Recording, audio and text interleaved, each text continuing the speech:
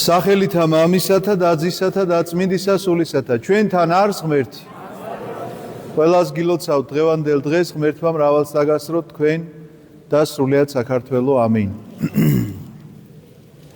დღევანდელ დღეს დანო და ძმანო თუ კი გადავშლით კვლავ იმ სახარებას რომელიც წაკითხული იქნა წირვის დროს და ვნახავთ რომ ეს გახლავთ იგავი მეზვერისა და ფარისევლის შესახებ ძალიან ბევრ რამეზე შეიძლება გვაფიქრებდეს თითოეულ ჩვენგანს. სახარებაზე მე მithქვამს თქვენთვის არაერთგზის რომ ეს არ არის რაღაცა 21 საუკუნის წინ დაწერილი წიგნი რომელიც მხოლოდ მაშინ იყო საჭირო და აქტუალური, არამედ ეს არის ცხოვრების წიგნი, ეს გახლავთ წიგნი რომელიც თითოეულ ჩვენგანს დღეს ამდენი საუკუნის შემდგომ უნდა განახებდეს საკუთარ თავს. თუმცა კი ხშირად სახარებას მე სხვის დასანახად უფრო ვიყენებ, ვიდრე საკუთარი თავის დასანახად. ამიტომაც ამიგავში მოთხრობილი ამბავით სწორედ ეს არის მეტი არაფერი. დღევანდელ დღეს ჩვენ სახარება გვასწავლის იმას, რომ საკუთარი თავის დანახვა უნდა შეგვეძლოს და არა სხვისი. სახარების შუქზე. ახლა ვთქვათ როგორია ეს ამბავი. ორი კაცი ადის ტაძარში სალოცავად, ერთი მეზვერია და ერთი ფარისეველი. ფარისეველი გახლავთ რელიგიური სექტა, რომელებიც ზედმიწევნით ასრულებდნენ ჯულის ყველა მუხლს. წარსდგება ღვთის წინაშე ეს ფარისეველი და ამბობს რომ გმადლობ ღმერთო იმისთვის რომ არ ვარ ისეთი კაცი როგორიც სხვა კაცები არიან, მრუშნი და უკეთურნი და უარგისნი. ორგზის მარხულობს შაბათის კვირის განმავლობაში ტაძარში დავდივარ, ამას ვაკეთებ, იმას ვაკეთებ. არც ისეთი არა ვარ, აგერ უკან რომ მეზვერე დგას. მეზვერე დგას ამ დროს უკან თვალების ზეახილვას ვერ ბედავს და კერჩი გულს ჯიხს იცემს და ამბობს რომ ღმერთო გამწმინდე მეწოდვილი. ღმერთო მილხინე მეწოდვილსა ამას. მოწყალე იქმენ უფალო ჩემ წოდვებზე. აი ესეთი გახლავთ ორი კაცი, რომელიც დაგვანახა დღეს მაცხოვარმა და მე როდესაც გულანთებული მახსოვს ეკლესიაში რომ მოვედი და პირველივე წლებში რაღაცნაირად შევეჩეხე ამ სახარებას, მოვისმინე ეს სახარება ლიტურგიაზე, მქონდა ესეთი განცდა, რომ ძალიან გაბრაზებული ვიყავი ამ ფარისეველზე რა. აი ძალიან გავბრაზდი, რომ როგორ ვინ ეკითხება, როგორ ესე რატომ ლაპარაკობს და აბა ეხლა ჩვენ თვითონ დავფიქრდეთ ვარ თუ არა ხშირად ჩვენ მის მდგომარეობაში. იმიტომ რომ რაღაცით კმაყოფილები ვართ ხოლმე ჩვენი მიღწეული სულიერით და ამაში არადანაშაულებს ღმერთი ადამიანს, იცით? მან ფარისეველი კი არ განიკითხა, ჩვენ ნურგან ვიკითხავთ. იქ რო წერია რომ ეს მეზვერე უფრო მართალი გამოვიდა ტაძრიდან ვიდრე ფარისეველი, იმას კი არნიშნავს რომ ფარისეველი ცუდი გამოვიდა. ეს ფარისეველი მართლაც მარხულობდა კიდეც, ლოცულობდა კიდეც და ყველაფერს კარგად აკეთებდა, როგორც უნდა გაეკეთებინა, მაგრამ განსხვავება იცით რა არის? აი ძალიან მნიშვნელოვანი ამბავი, იცით როგორია ამ დღევანდელი გავში. ამისთვის მინდა ერთი მაგალითი მოვიყვანო ეხლა და გითხრათ ასეთი რამ. წარმოვიდგინეთ, ხართ ოჯახის უფროსი. გყავთ შვილები. მოვიდა ერთ-ერთი შვილი და გეუბნებათ ასეთ რამეს. რომ დიდი მადლობა, თქვათ, მამა თუ დედა რა მნიშვნელობა აქვს ამას. დიდი მადლობა რომ გამზარდე, თქვათ, ასეთი, მე თქვათ, მივაღწიე ამას ჩემი შრომით, ჩემი განათლებით, მუშაობ აქ და აქ. ყველაფერს ვაკეთებ როგორც საჭიროა. ყველას ზრდილობა არ მაკლია, კულტურა არ მაკლია, გადასარევ საზოგადოებაში მოღვაწეობ, მაგრამ იქვე ამატებს.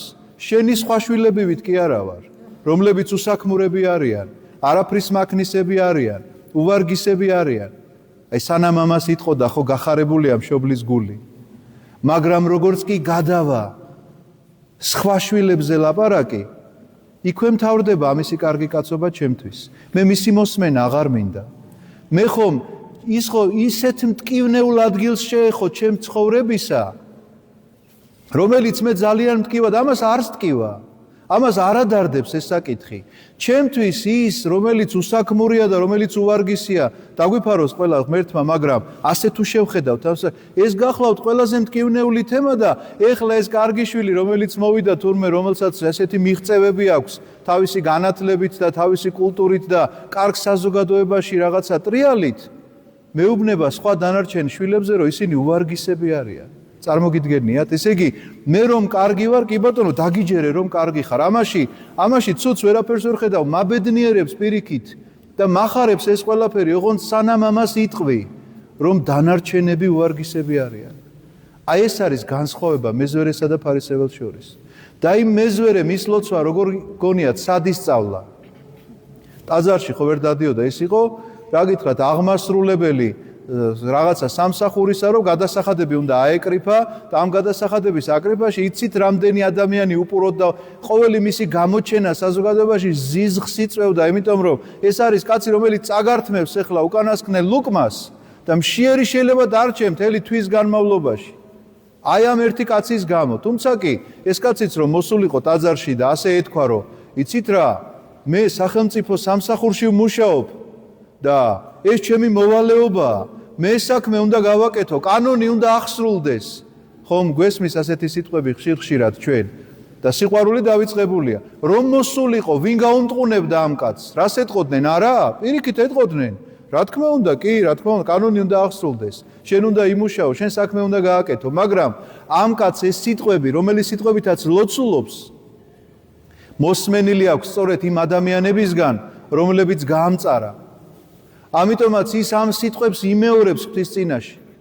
როგორც ის გამწარებული, ატირებული ოჯახის წევრები დაუტოვებია მას თავისი გადასახადების აკრეფით, აი ესეთივე გამწარებულია მისი სული და დაცარიელებულია და იმასაც კი ვერ ბედავს, რომ თვალები ზეახილოს, ანუ ზემოთ რომ აიხედოს, ამასაც ვერ ბედავს, ქვემოთ მიწისკენ არის დაცქერილი მისი თავი, მისი თვალები და გულში ჯიღის ცემით, წარეთ სრემლით გამოითხოვს უფლისგან შენდობას, რომ მოწყალე იყავი ჩემზე უფალო, იმიტომ რომ ეს სიტყვები მოსმენილი აქვს იმ გამწარებული ხალხისგან და ახლა ასე არის გამწარებული მისი სული.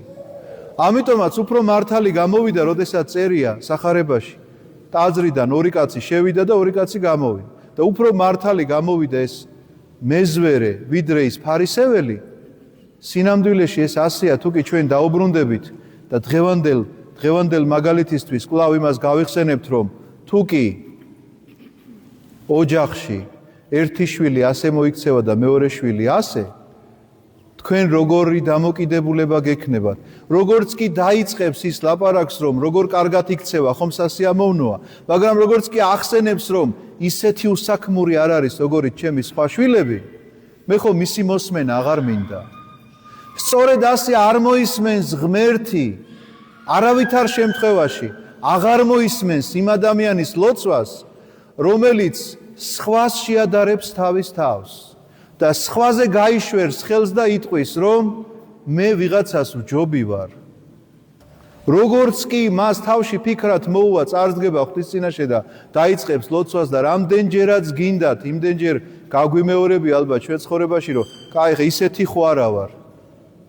აი ისეთი რომ არა ხარ, აი ამ ფიქრის შემოსვლა შენს თავში ნიშნავს, რომ საკუთარ მშობელს ეუბნებოდე, მე ხომ ჩემ ძმას ვჯობი ვარ, იმიტომ რომ კარგი სამსახური მაქვს.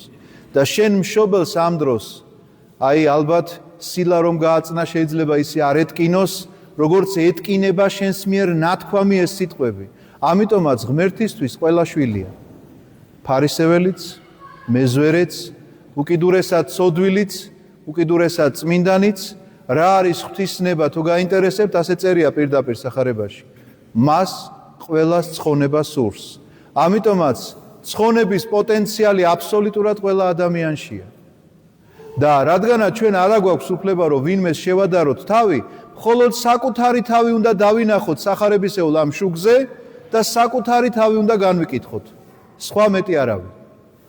ამიტომაც ჩემო ძვირფასებო, ნახეთ, ეს გახლავთ დიდმარხვის მოსამზადებელი პერიოდი, ამიტომაც იკითხება ეს სახარება და ყველას ასე გონია, რომ მეზვერისა და ფარისევლის კვირა არის მსგებსი. ოთხშაბათი და პარასკევი არ იქნება მარხვა. და ჩვენს გონებაში შემოდის აზრი, რომ ეს გვამზადებს ჩვენ დიდმარხისთვის, იმიტომ რომ ეხლა უნდა ავკრივ, დღეს რომ 10 კილო ხორცი ჭამო, ხვალ აღარ მოგინდება? ანუ ოთხშაბათს და პარასკევს ეხლა თუ არ იმარხულებ, ამიტომ მე დიდმარხვაში აღარ გაგიჭირდება მარხვის შენახვა? ეს ხომ აბსურდია, ასე არ უნდა იფიქროთ. იცით რატომ არ არის დღევანდელ დღეს ამ კვირაში მარხვა ოთხშაბათს და პარასკევს? იმიტომ რომ შენ მეზვერე და ფარისეველი უნდა გაგახსენდეს. ფარისეველი რომელიც ამბობს ორჯერ მარხულობ კვირაში, რა კარგი ვარ. აი ახლა შენ არ იმარხულო ამ კვირაში იმისთვის რომ გაგახსენდეს ვინ ხარ. არ გვინდა ბატონო შენი მარხვა. გადადებულია შენი მარხვა შემდეგისთვის, ოღონდაც გაიხსენე ის ვინ ხარ შენ. და არ გაიშვირო ხელი არასდროს არავისკენ. აი ესეთია მომზადების ეს პერიოდი და არა ის რომ თურმე ოთხშაბათს და პარასკევს იმიტომ არ უნდა ვიმარხულო ახლა, რომ მე მოვემზადო დიდ მარხვისთვის და ახლა მაქსიმალურად აკლემივით რომ იმას შეივსებს კუს და მე შეუძლია უდაბნო გადაიაროს, ასეთი რამ ადამიანში არ ხდება. ვერ შეივსებს ის თავის მარაგს ისე რომ მე 40 დღე ეყოს ეს ყველაფერი. ეს გახლავთ მხოლოდ და მხოლოდ შენი გონებისთვის მოცემულობა, რომ არ უმარხულობ ახლა, აქამდე თუ მარხულობდი კიდე მადლობა ღმერთს და არ უმარხულობ იმისთვის რომ მახსოვდეს ვინ ვარ და ღმერთს როგორ უყვარს თითოეული ჩვენგანი. ასე გვამზადებს ჩვენ წმინდა ეკლესია დიდ მარხვისთვის, ასეთ იგავს გვთავაზობს მაცხოვარი იმისთვის რომ ვიპოვოთ საკუთარი თავი. ამინ. დალოცვილი და გახარებული გამყოფოთ ქრისტე ღმერთმა.